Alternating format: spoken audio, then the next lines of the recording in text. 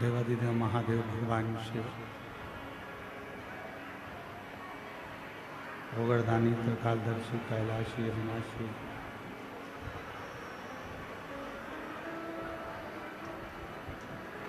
भगवान देवादिदेव महादेव भगवान शंकर की ये पवित्र पावन शिव महापुराण की कथा भगवान देवादिदेव महादेव की कृपा से, करुणा से, उनकी उदारता से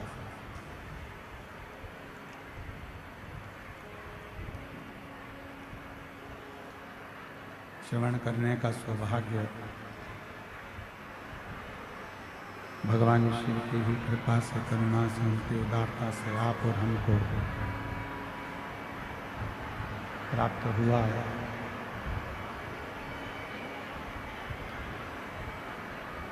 पवित्र पावन भूमि कवर्धा, उधर की आवाज़ खोल दो तो बोलना बंद कर देंगे। कवर्धा छत्तीसगढ़ की ये पवित्र पावन भूमि, जहाँ भगवान शिव की कृपा से, करुणा से, उनकी उदारता से ये पवित्र पावन शिव महापुराण की कथा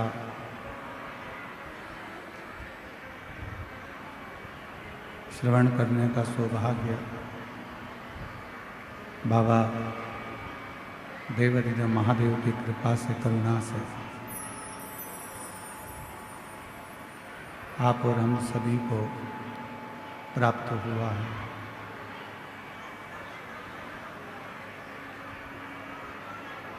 मार्गशीर्ष मास के इस पवित्र अवसर पर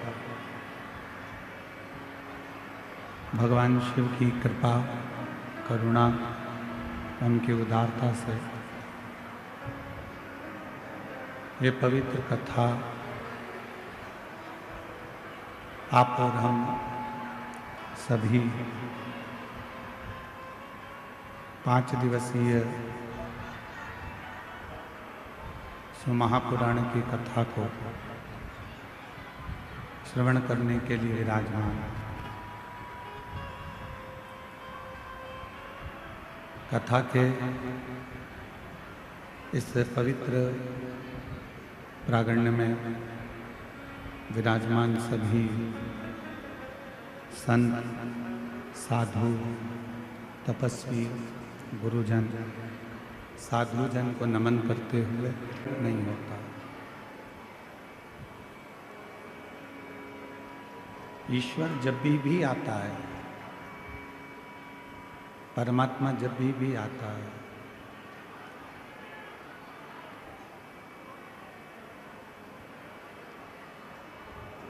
ईश्वर जब भी आता है, परमात्मा जब भी आता है, तो कोई ना कोई रूप धारण कर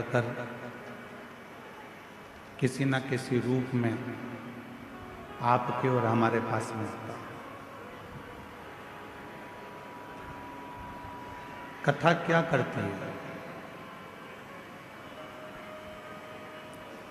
शिव महापुराण की कथा हो, चाहे श्रीमद् भागवत कथा हो, चाहे श्री रामचरितमानस हो, चाहे गीता जी हो, विष्णु पुराण हो, नर्मदा पुराण हो, अग्नि पुराण हो, कूर्म पुराण हो, भविष्य पुराण हो, नारद पुराण हो,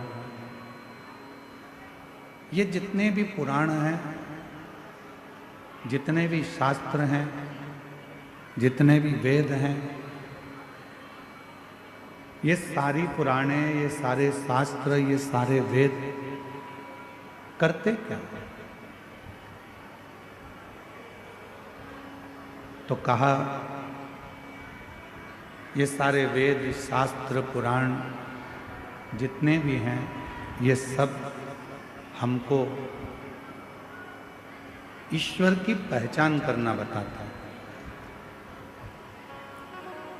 परमात्मा की पहचान करना बताते हैं। ये जितने भी हैं वो किसी ना किसी रूप में हमको ईश्वर की पहचान करना बताते हैं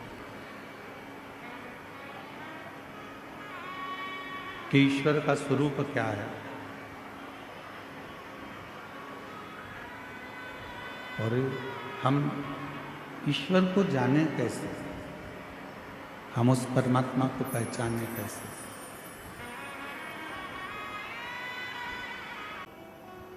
और ये केवल एक प्रसंग नहीं है। एक बार माँ जगत जननी जगदम्बा अम्बा माँ पार्वती जी ने भी भगवान शंकर के, जब भगवान देवादिदेव महादेव भगवान शंकर कहीं ओझल हो गए, छुप गए, दिखे नहीं, मिलते नहीं, सामने नजर आते नहीं, तब माँ पार्वती जी ने भी भगवान शंकर जी से, भगवान नंदी से, नंदीश्वर से, भगवान शिव के बारे में बहुत सारे आराधना करी। साधु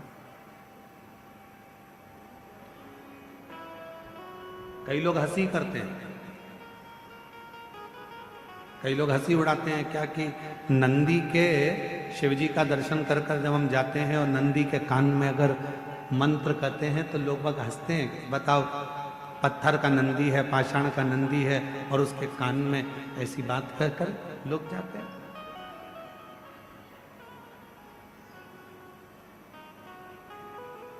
शिव महापुराण की कथा कहती है, अगर किसी नारी का गर्भ 2-3 महीने का होकर या 2-4 महीने का होने के बाद अगर गर्भ अवर्षण हो जाता है, बच्चा नहीं दे पाता है, फिर बच्चा ठहरता है, फिर बच्चा चले जाता है, गर्भ ठहर ही नहीं पाता है, उस नारी को नंदीश्वर महादेव का स्मरण करना चाहिए।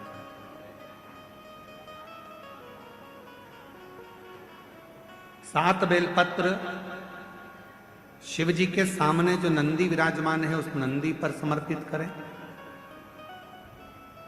घर में थोड़ा सा चावल पकाकर उसमें थोड़ा मूंग मिलाकर 1 बेलपत्र रखकर किसी भी दिन नंदीश्वर महादेव का स्मरण कर कर कोई वृषभ को, कोई बेल को, कोई नंदी को थोड़ा सा चावल, थोड़ा मूंग और 1 बेलपत्र रखकर उसको खिला दे। और उसके बाद जब गर्भस्थ धारण करते हैं फिर वो बच्चा समाप्त नहीं होता, पूर्ण बच्चा जन्म लेता है। एक विश्वास, एक भरोसा, एक दृढ़ता शिव के प्रति। शिव महापुराण की कथा कहती है, भगवान शंकर का चरित्र कहता है, शिव तत्व कहता है। स्वयं मां जगतजननी जगदम्बा नंदी के पास बैठकर नंदी से अपने हृदय की बात कहती हैं।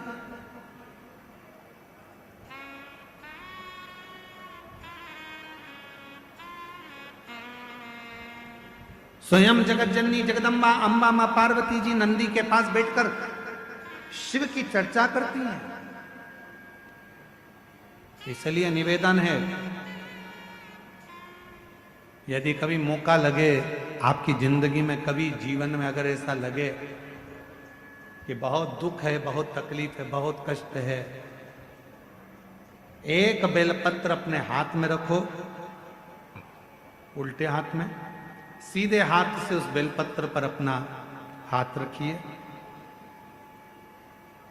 नंदीश्वर महादेव का स्मरण करिए, 7 बार श्री शिवाय नमस्तुभ्यम कहिए। फिर उस बेलपत्र को सीधे हाथ में रहकर, जो नंदी शिव जी के मंदिर में है, दोनों सींग है, उस सींग के ठीक पीछे नंदी का उभरा हुआ भाग है, उस भाग पर नंदीश्वर शिवलिंग का स्मरण कर कर बेलपत्र को चढ़ा दो। इस डंडी का भाग पूंछ की ओर होना चाहिए, पत्ते का भाग मुख की ओर हो। और उस बेलपत्र को बाबा के चढ़ाकर, कितना भी दुख हो जिंदगी में, कितना भी कष्ट हो, नंदीश्वर महादेव का जब स्मरण आप करने लगते हो तो धीरे धीरे वो दुख कटना प्रारंभ हो जाता है, शिव हाथ पकड़ना प्रारंभ। कई लोग हमसे कहते हैं गुरुजी बेटे का ब्याह करना है, कोई कहता गुरुजी बेटी का ब्याह करना है, हमारी बेटी की अब उम्र हो गई है, शादी करना है, बेटी का ब्याह करना है, गुरुजी पक्का नहीं हो रहा, गुरुजी पक्का नहीं हो रहा है। हम उनसे कहते हैं इतनी जल्दी मत करो, ब्याह करना सरल है, शादी करना सरल है, दहेज देना सरल है, दूल्हा ढूंढना सरल है, पर एक बात याद रखना, बेटी का विवाह करने के लिए कोई कमी नहीं है, आप अच्छे से कर सकते हो, बेटी ब्याह सकते हो, पर दुनिया का सबसे कठिन काम अगर कुछ है तो अपनी बेटी के लिए वो वर ढूंढना जो तुम्हारी बेटी का आदर करे, सम्मान करे, सत्कार करे और उसको साथ लेकर चले। ऐसा वर ढूंढना कठिन है। मकान देख लोगे, जमीन देख लोगे, जायदाद देख लोगे, पेट्रोल पंप देख लोगे, गाड़ी बंगला देख लोगे कि लड़की के लिए सब कुछ दिख रहा है, पर लड़की के लिए जिससे तुम शादी करने वाले हो, जिस लड़के से तुम ब्याहने वाले हो, उसको देखना जरूरी है कि ये कैसा है। गाड़ी और बंगला, जमीन और जायदाद तो बेटी के अगर भाग्य में होगा तो मिल जाएगा, भाग्य में नहीं होगा तो वो सारा समाप्त भी हो जाएगा। लड़का ठीक है कि नहीं, व्यवहार ठीक है कि नहीं, उसका स्वरूप अर्थात वो कहीं गलत संगत में तो नहीं पड़ा, व्यसन में तो नहीं पड़ा, मदिरापान में तो नहीं पड़ा, मांसाहार में तो नहीं पड़ा, मालूम पड़े दिन रात को 12, 1, 1, 2 बजे तक आ रहा है और मालूम पड़े बेटी आंखों से आंसू बहा रही हो, तो वो गाड़ी, वो बंगला, वो पेट्रोल पंप, वो जायदाद, वो जमीन किस काम की, किस काम? जैसे प्यार और उधार दो चीजें हैं। जम के बोलो, क्या क्या? जम के बोलो। पहले नंबर पर प्यार और दूसरे नंबर पर उधार। बोलो जम के, क्या क्या चीज? आवाज नहीं आई, जम के बोलो। प्यार और उधार, ये हर किसी को नहीं दिया जाता।